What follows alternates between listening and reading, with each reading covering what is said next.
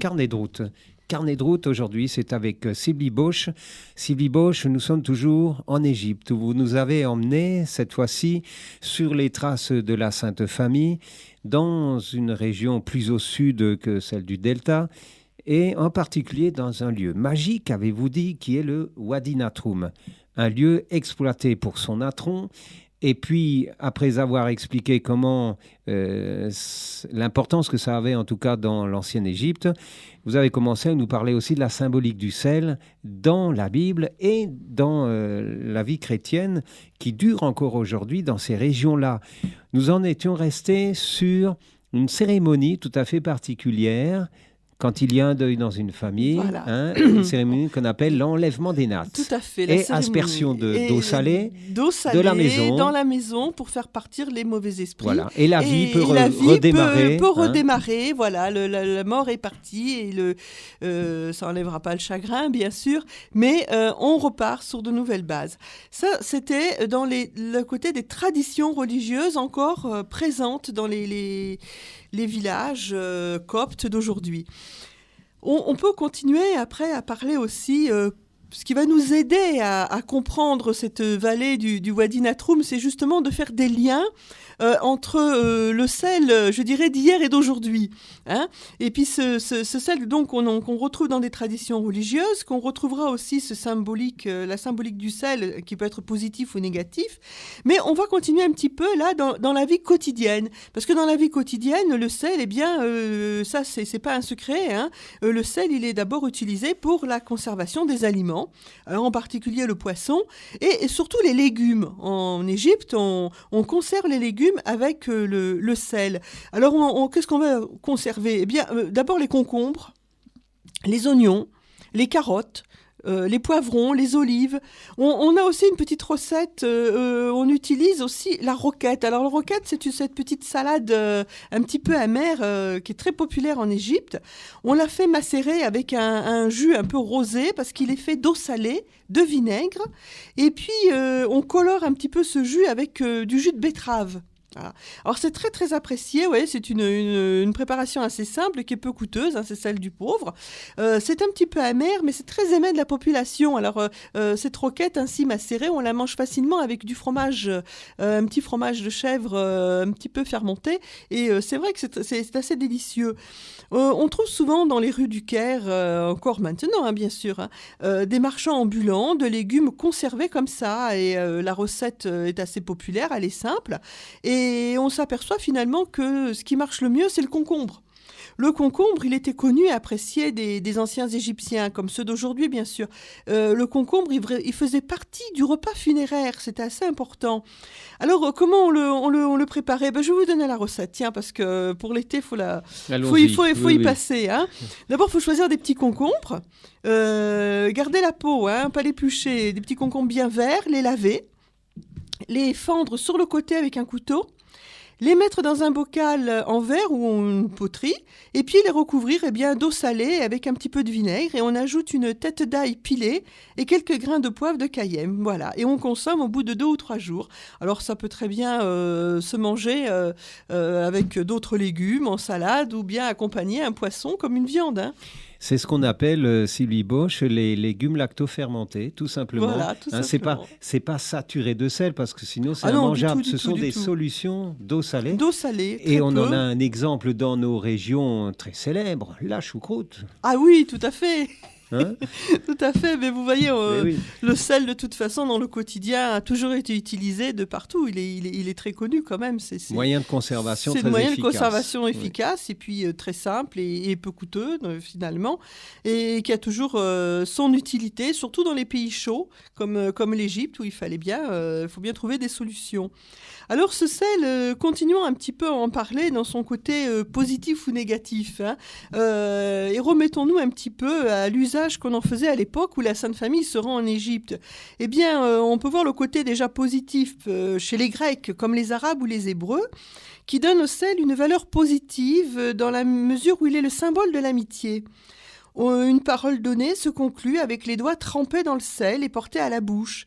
Il y avait là une saveur indestructible de la parole, l'alliance du sel qui ne peut être brisée. qui est assez importante. Par contre, regardons les Romains, eh bien eux, par contre, ils utilisaient le sel eh bien, pour rendre infertiles les terres qu'ils avaient pris en possession lorsqu'ils rasaient les villes. Hein, la terre recouverte de sel qui durcissait, qui s'encroutait, et qui était un signe de famine et de mort. Alors un personnage que je cite assez souvent, puisque j'ai été beaucoup pioché dans ses écrits, c'est Philon d'Alexandrie, qui décrit, lui, la nourriture des thérapeutes, justement, cette fameuse secte qui vit dans le désert de Pernouche, donc c'est au nord du désert de Sété, du Wadi Natroum. Et il nous raconte que lors du jour du sabbat, eh bien, ces hommes se nourrissent uniquement de sel et d'eau, en gage d'union à Dieu.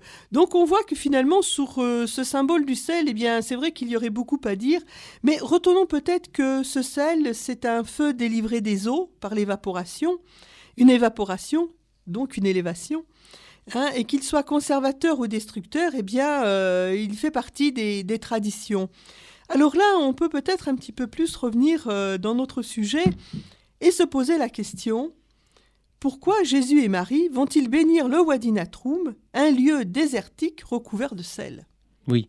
Est-ce qu'on peut faire le parallèle entre d'autres lieux qui sont aussi appelés déserts, mais dans la Bible, ce coup-ci, je pense notamment au désert de Juda. Et voilà, allons vagabonder un petit peu du côté de Curam pour essayer de voir là un rapprochement entre le désert de Juda, la mer Morte, ces cavernes de pierre que l'on trouve au sud de Bethléem, et puis ces souvenirs quand même qui sont évoqués dans la Bible. Élie, Élisée, plus tard, bien sûr, Jean-Baptiste, ça sera aussi les lieux de la tentation de Jésus. Alors les découvertes dans les grottes ici et là autour de Curam témoignent justement de la vie de sectes juives désirant vivre un abandon absolu à Dieu.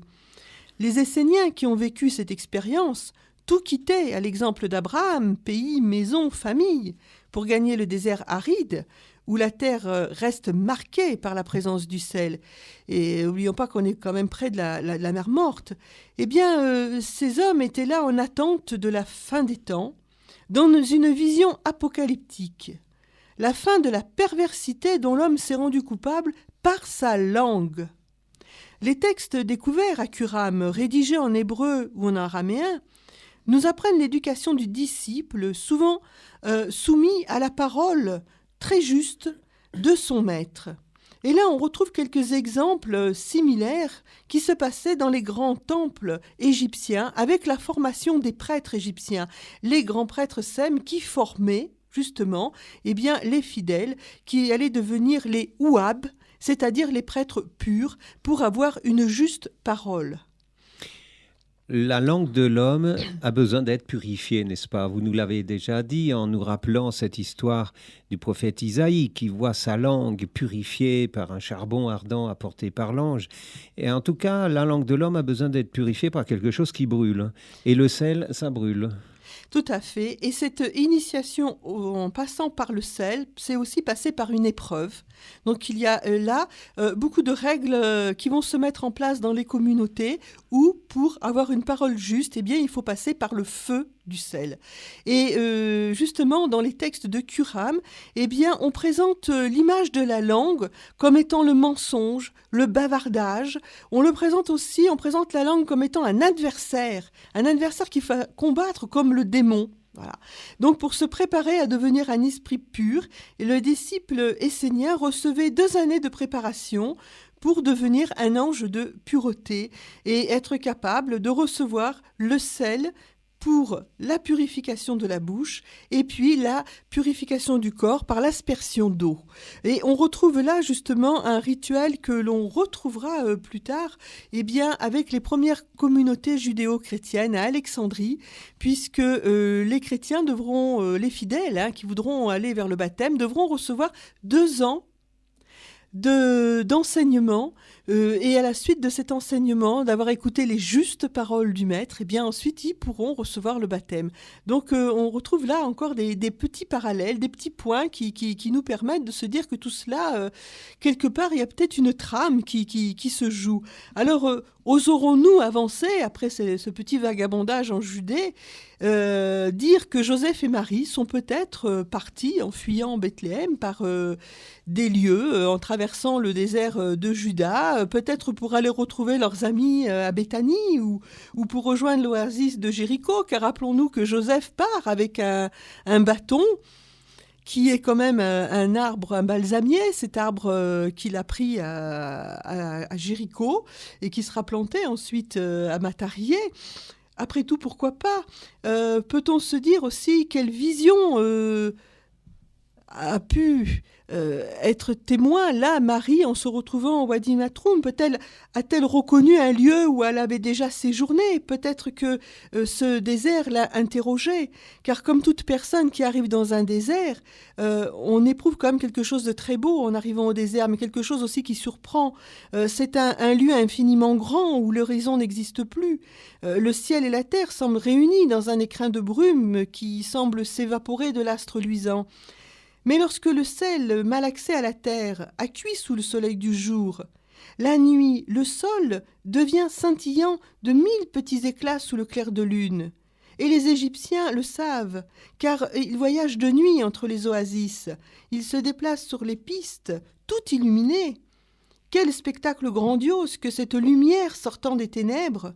L'horizon devient mesurable, les ombres se détachent, la solitude n'est plus pesante. Alors Marie, as-tu béni ces lieux de jour ou de nuit?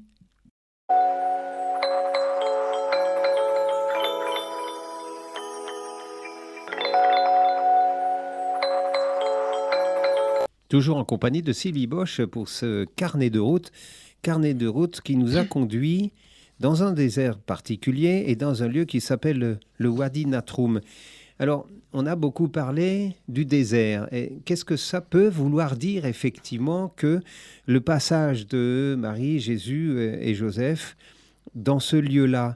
Je suppose que les Coptes, les chrétiens coptes en ont tiré un enseignement, non? Oui, je crois surtout qu'il y a eu un regard là de poser sur ce Wadi Natroum, autre que ce sel qui servait à brûler la bouche ou à la momification. Il y a surtout ce côté Marie qui, par cette bénédiction au désert, va mettre l'homme égyptien sur ses pistes, non pas pour aller marchander, mais pour répondre à un appel, celui de la conversion. Jésus aurait pu bénir ces lieux seul, mais il le fait avec sa mère, la Vierge Marie. Et là, on voit tout de suite que Marie devient une éducatrice. Et d'ailleurs, les premiers chrétiens n'y s'y sont pas trompés, n'est-ce pas? Puisque ces lieux deviendront les lieux des premiers moines.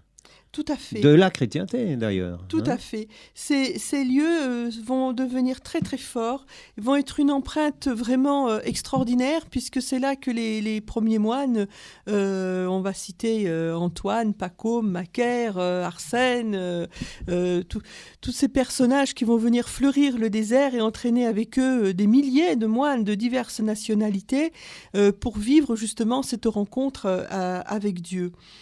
Alors, Marie va se faire éducatrice dans la mesure où elle est intermédiaire entre le Seigneur et tout ce qui va venir sur ces lieux désertiques, justement pour fleurir cette terre nue, aride et fiévreuse. Marie va enseigner ce signe qui permet d'aller au Père, une bénédiction. Une bénédiction qui est une prière enthousiaste, emportée, passionnée, qui vient du cœur. Elle ouvre le chemin qui mène au Père, et prier en ces lieux si hostiles pour y faire la rencontre. Il y a beaucoup de difficultés qui arrivent là. C'est vrai que le désert peut se révéler un lieu de beauté par la diversité de ses paysages, par ses couleurs, ses ocres, ses rosés, ses dorés. Mais pour la plupart des hommes qui le traversent seuls, c'est avant tout un lieu qui exprime la souffrance, les épreuves. Alors Marie qui bénit des lieux hostiles pour inciter l'homme à rechercher un état de pureté afin d'être saisi de l'amour de Dieu. Être vu et entendu du Père bien-aimé à l'exemple de Marie, qui par son oui pur et sincère s'est associée au projet de l'Alliance nouvelle. Marie nous montre que le Père peut se trouver là où on ne l'attend pas. C'est bien une éducatrice. Elle va aider justement la prière de tous ces moines au désert à raisonner. Et ce sont eux qui vont entraîner justement tous ces mouvements qui font encore aujourd'hui que les monastères se sont redressés et qu'il y a là énormément je dirais, il y a beaucoup de chrétiens égyptiens qui viennent, mais il y a aussi des musulmans qui viennent. Il y a des gens qui ne sont pas croyants qui viennent dans ces monastères et les touristes, les portes leur sont grandes ouvertes et n'ont de cesse à s'arrêter dans ces monastères. Donc, apprentissage à la tolérance aussi, cet aspect très présent. Hein. Très, très, très, très présent, puisque cette tolérance fait écho, justement, de cette présence de Marie, bénissant cette terre encroûtée de sel pour purifier la langue. L'Église copte, qui a été fondée par l'apôtre évangéliste Marc, eh bien, observe justement les enseignements de l'Évangile, mais également tous ces écrits des Pères du désert, car tous y vont témoigner de cette soumission à la volonté divine par la pureté de la langue. Et c'est là qu'on comprend mieux une chose, « Me voici, je suis la servante du Seigneur, qu'il me soit fait selon ta parole ». Va faire de celle qui a béni l'Égypte un exemple à suivre, se purifier, chasser de soi le péché, pour ne dire que des paroles justes. Je dirais un petit peu, faire, comme disait Thérèse d'Avila, faire le ménage du château de son âme. Voilà, Marie qui devient donc une éducatrice comme une mère terrestre, mais aussi une mère céleste, puisqu'elle est chargée de l'intercession pour les hommes et pour les institutions. Et dans la définition que va donner le copte, elle est avant tout la Théotokos, la mère de Dieu, la grande destinée de la mère universelle, une mère du Christ homme, mère du Christ Dieu, mère du Christ mystique, de l'Église et de chaque fidèle. Mère de Dieu et mère des hommes, et tout cela intimement lié. Hein. Toujours. Et on le ressent très très fortement aussi dans ce privilège de la virginité, puisque les Coptes font de Marie, pour Marie avant tout c'est la gloire, et elle sera représentée comme un ange et plus qu'un ange. C'est vraiment la gloire supérieure à tous. C'est une grande sainte par sa perfection personnelle, par la fonction qu'elle a à la suite de Jésus. Car Jésus est venu bénir et sa mère a béni avec lui. Il y a là aussi cette notion de sainteté qui est un don reçu de la Sainte Trinité et qui est mérité par une vie de sacrifice. Marie donne son oui d'une manière volontaire et généreuse tout au long de sa vie et elle reste là un exemple pour la vie terrestre et pour la vie dans l'au-delà. Sylvie Bosch, avec ce que vous nous dites là, on comprend aisément que Marie a une place tout à fait particulière chez les Coptes, n'est-ce pas ? Oui, et par leur présence au désert du Wadi Natroum, Jésus et Marie ont lancé un appel à la conversion. Le message se tient dans leur attitude. Ils bénissent les lieux, sources de natron, utilisés pour la purification, symbole issu d'une vieille tradition de la religion égyptienne et que l'on retrouve lors des rites d'initiation des sectes juives des Esséniens au désert de Juda, des thérapeutes aussi dont nous avons parlé, installés au désert de Pérouge, au nord-est du Wadi Natroum. En arrivant en Égypte par l'Est, la Sainte Famille n'a pas hésité à traverser des épreuves d'un environnement hostile. Nous avons évoqué les marées, les lagunes, les bestioles, les voleurs. Il y a là déjà l'amorce d'un enseignement. L'exil n'est pas un événement facile à vivre.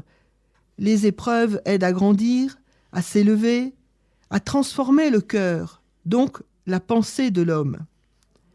L'attitude de Marie est observée. Les Égyptiens ont de tout temps basé leur éducation primitive sur l'observation. Et Marie nous donne un enseignement. Elle met l'homme sur les chemins du désert, lieu de souffrance et d'épreuve, pour que l'homme se dépasse et puisse trouver la beauté intérieure.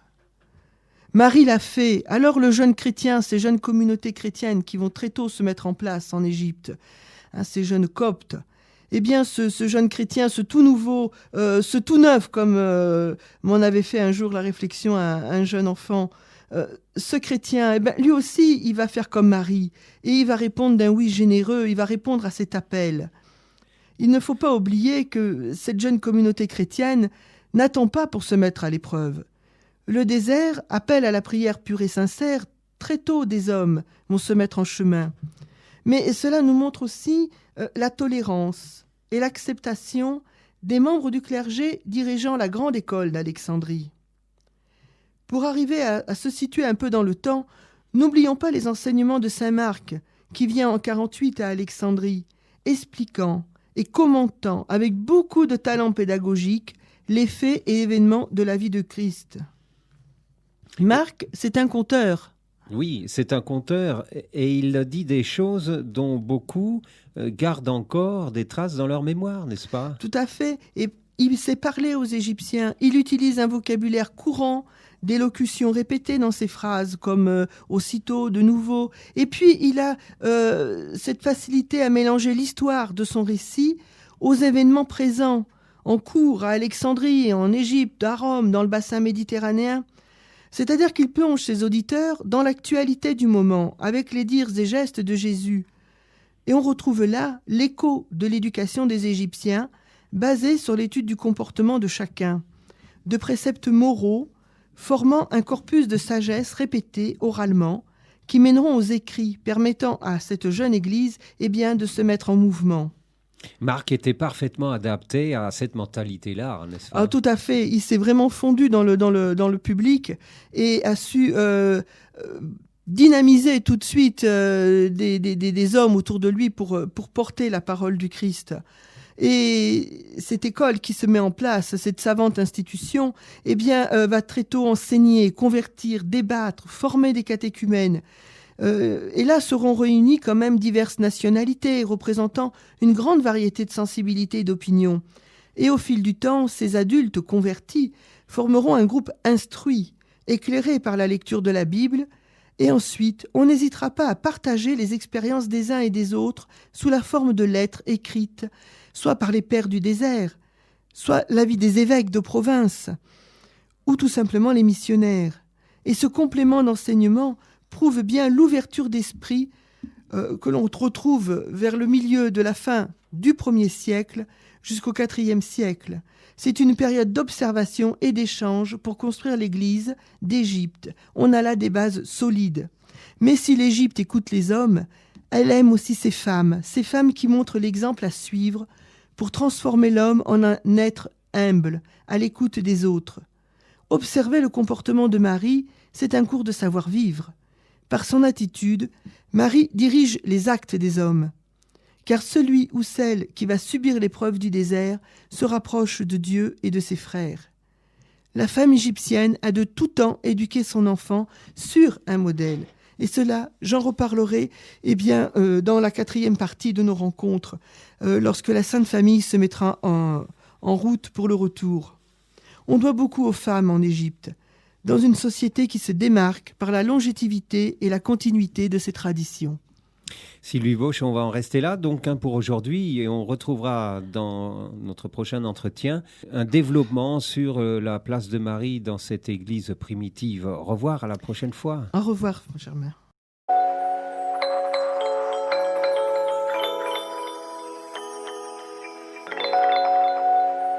Carnet de route, c'est avec Sylvie Bosch en ce moment. Bonjour Sylvie. Bonjour Germain. Sylvie, vous nous emmenez en voyage depuis un certain temps. Un voyage en Égypte. Le prétexte, si l'on peut dire, c'est la fuite en Égypte, quelque chose que nous connaissons relativement bien. Mais vous nous faites découvrir que, à part l'évocation de ce qui est un mystère du chapelet, par exemple, on n'en connaît pas plus. Alors que dans la tradition copte des chrétiens de ce lieu, on se rend compte que ça a donné lieu à une observation très pointue pendant le moment des faits, et puis surtout à un développement dans cette église primitive qui est assez extraordinaire. Alors, arrêtons-nous aujourd'hui sur la figure de Marie, cette maman qui est là avec son époux et un petit, parce que Marie a une fête très particulière. Alors, on va peut-être pas évoquer aujourd'hui ce qu'on évoquerait spontanément, Noël, la visitation, disons des choses bien connues, mais peut-être d'autres fêtes et d'autres prières qui nous sont moins familières. Oui, tout à fait. Marie est définie dans les textes comme Marie glorieuse. C'est la Vierge Marie qui se trouve vénérée dans les textes, mais aussi dans l'art, où on le verra, où ça sera plus une Marie humaine, une Marie sœur, une Marie maman qui est représentée. Les textes qui parlent de Marie sont des prières, des hymnes, des chants qui prennent place lors des cérémonies et des jours des fêtes. Alors, faut savoir quand même que tous les jours, eh bien, dans les matines, une prière à la Sainte Vierge est précédée d'un salut. On lui fait aussi des invocations, lui sont adressées après chaque évangile. Donc, vous voyez, il y a déjà une place que nous n'accordons pas. Et puis, il y a aussi ces textes qui vont s'adapter à des événements. Alors, il faut savoir que chaque 21e jour de chaque mois copte lui est consacré. Mais le mois particulier, le mois de Koïak, du 10 décembre au 9 janvier, eh bien, est particulier. Chaque vendredi et chaque samedi soir, des prières spéciales sont chantées et priées. Marie reçoit là une glorification particulière pour ce mois de la célébration de la Nativité. Marie est ici l'intermédiaire. C'est l'arche qui réunit le ciel et la terre. C'est ainsi qu'elle est évoquée. De cette arche, eh bien, part une flèche qui montre le bon chemin aux fidèles. Et nous voici encore replongés avec un symbole de l'ancienne Égypte par rapport à cette flèche et cette arche. La déesse Neph engendra l'univers à l'aide de 7 paroles et de 7 flèches. C'est elle qui tire la flèche, ouvrant le bon chemin pour que Pharaon soit invincible. C'est elle qui dégage le chemin pour que l'enfant roi puisse trouver les chemins de la connaissance et du savoir. Neph veille sur la protection de la mère et à favoriser l'approche de la généalogie. Il faut savoir que le premier roi de la toute première dynastie, il s'appelait Aa, et avait épousé une princesse qui était grande prêtresse de Neph pour unir ce qui vient de la terre au ciel. Et il est dit dans un texte gravé sur le temple d'Esna, en Haute-Égypte, que lorsque Neph mit au monde le dieu Ré, eh bien celui-ci se jeta dans ses bras tellement qu'il était heureux d'avoir une maman. Ceci pour expliquer cette relation maternelle entre la mère et l'enfant, ce glissement de fonction que l'on va retrouver dans le comportement des jeunes chrétiens suite aux paroles de Jésus à Jean au pied de la croix. Jésus offrant sa mère, mais également lui offrant les fils que nous sommes. Et le soir du mois de Koïak, ce fameux vendredi soir, eh bien, on lit un texte qui fait partie d'un chapitre, la Théotokia, dont voici une petite traduction où on retrouve bien justement cette illustration de l'arche et de la flèche et de cette relation maternelle.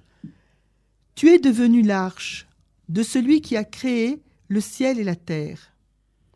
Tu l'as porté en ton sein pendant 9 mois. À toi a été confiée plus que l'immensité du ciel et de la terre. Et tu es devenu pour nous un moyen d'ascension vers le ciel. Tu es plus lumineuse que le soleil. Tu es le site de l'Orient, attendu par les justes dans la joie et l'exultation. » Voilà donc un petit extrait de ces textes à l'honneur de Marie. Alors on voit bien, Sylvie Bosch, que chez les Coptes aussi, on a ce qu'on appelle un mois de Marie. Hein. Mais dans les fêtes, alors ? Alors dans les fêtes, eh bien, il y a les traditionnelles, hein, celles qui sont retenues en son honneur, sa naissance, la présentation au temple, sa mort qui est dénommée Dormition, son Assomption qui est donc célébrée le 22 août et qui commence par un jeûne dès le 1er août. Mais la fête dont j'ai envie de vous parler aujourd'hui, c'est la célébration le 28 juin aussi de la construction de la première église au monastère El Mouharak, qui a été fondée par saint Pacôme en 348. Donc vous voyez, on remonte assez loin. Là aussi, c'est une fête qui va être très, très fortement suivie par tous les fidèles. On se déplace de loin et on vient plusieurs jours célébrer Marie. Mais il y en a une beaucoup plus récente de fête qui est célébrée au Caire. C'est l'apparition de Marie dans le quartier du Vieux-Caire, l'apparition à Zeytoun, qui a eu lieu le 2 avril 1968. C'était un lundi de la Semaine Sainte. Et la Vierge Marie apparut sur le toit de cette église donc du quartier du Vieux-Caire. Alors, il faut savoir qu'en 1920, eh bien, un monsieur qui s'appelle Tafik Khalil Bey, c'est un riche copte, il fait un rêve. Marie lui demande de construire une église où elle pourra réaliser de grandes choses. Alors, il contacte un architecte italien qui va en moins de 4 ans construire une église dans ce quartier qui mène à Matarié. Matarié, nous en avons parlé, c'est un lieu de passage de la Sainte Famille, où Jésus va planter ce fameux arbre qui vient de la canne de Joseph. Oui, vous avez évoqué cet épisode plusieurs fois déjà. Voilà. Et sur le toit de l'église, il y a un dôme surmonté d'une croix. Et la première apparition va donc avoir lieu, là, le 2 avril 1968, sur ce dôme, vers 22h30. Des personnes qui travaillent dans un garage tout proche de l'église, ils sont tous musulmans, racontent avoir vu une forme blanche, comme une religieuse, se tenir sur le dôme de l'église. Alors, à première vue, Hussein, le mécanicien, croit que c'est une femme qui veut se suicider. Le gardien appelle vite la police.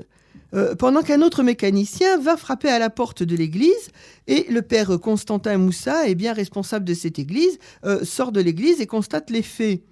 Il établira alors un rapport après avoir recueilli des témoignages des passants, dont là des chrétiens, des orthodoxes, des musulmans. La Sainte Vierge apparaîtra plusieurs fois dans la nuit du 2 au 3 avril, puis le 9 avril, et ainsi plusieurs nuits durant plusieurs mois.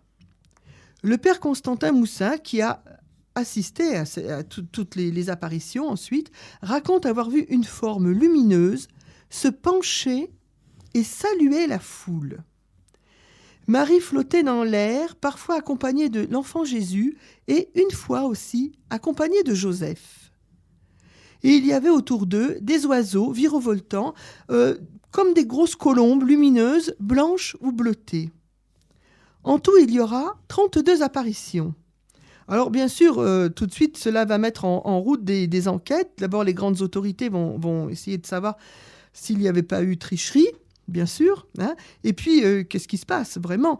Parce qu'on a constaté aussi que ces apparitions avaient lieu surtout les soirs, justement, où l'on célébrait Marie, donc souvent le vendredi soir ou le samedi soir. Mais on va quand même finir par avoir là une foule assez importante. Pratiquement 250 000 personnes vont être réunies. On imagine un petit peu ce petit quartier du Caire, avec 250 000 personnes qui arrivent, une foule vraiment excitée pour voir les apparitions. Ça a bougé beaucoup de monde. Le patriarche, à l'époque, qui était le patriarche d'Alexandrie, était Cyril IV. Il va demander directement au ministre de l'Information de vérifier les installations du quartier. Et puis, ce sont des délégations qui arriveront de Rome sous la direction de Monseigneur Zanini. Et puis également le révérend Ibrahim Zaïd, chargé du synode des églises protestantes. Voilà. Donc, des personnes très sérieuses qui vont venir faire des enquêtes. Et on va constater pratiquement qu'à chaque apparition, des personnes qui étaient malades vont se trouver guéries. Donc, naturellement, cela va amener encore bien plus de monde. Mais ce qu'on peut retenir quand même de tout cela, c'est les scènes émouvantes de Marie bénissant la foule dans ce quartier qui va prendre une dimension inattendue. Je rappelle que nous sommes en 1968. Marie bénit la foule avec une branche d'olivier à la main. C'est un signe de paix. Or, l'olivier, en arabe, se dit Zetoun. C'est ce qui va donner maintenant son nom au quartier. Maintenant, c'est le quartier Zetoun. Voilà. C'est pour ça que l'on parle de l'église de Zetoun. Et c'est vrai qu'à l'époque, on en a très peu parlé en France. Il faut dire qu'à ce moment-là, on était occupé un peu ailleurs. Voilà. Pourtant, c'est un événement considérable que vous nous relatez là. Oui, c'est un événement considérable et qui va quand même durer et qui dure encore. Mais à cette époque-là, on va être beaucoup plus touché par ce signe de paix. C'est ce brin d'olivier qui est agité par Marie pour bénir la foule. Parce que ce rameau d'espoir arrive pour guérir les blessures de la guerre des 6 jours qui ont lieu l'année auparavant, en 1967, et qui a endeuillé le monde arabe. Et il faut savoir que suite à cette guerre des 6 jours, la répression avait été assez importante et les Égyptiens avaient l'interdiction de se rendre à Jérusalem. Et c'est à travers une interprétation dans la biographie de Madame Jehan Sadat, la veuve du président assassiné Anwar el-Sadat, que l'on trouve quelque chose de très beau aussi, qui définit pourquoi justement ces scènes ont été encore bien plus émouvantes. Jehan Sadat a écrit dans Une femme d'Égypte, où elle raconte sa vie. Elle parle justement de cet événement et elle évoque donc la présence de la Vierge Marie qui est là, à Zetoun, faisant écho d'un événement politique. Et elle parle de Marie en la faisant parler au nom du ciel, comme si c'était Marie donc qui parlait. Voilà ce que Jeanne Sadat a ressenti. Peuple d'Égypte, je sais que tu ne pourras plus venir me voir à Jérusalem. Aussi, est-ce moi qui suis venu te voir au Caire. Cette déclaration, cherchant à calmer le fanatisme qui, nous n'oublions pas, a vu l'assassinat du président Anwar el-Sadat, et essayer de mener à la réconciliation chrétiens et musulmans endeuillés par la guerre des 6 jours. Car à la guerre, les soldats n'ont plus de religion, c'est ensemble qu'ils sont morts. Ce message de paix, en conclusion, aux bénédictions de Marie tenant un brin d'olivier en sa main.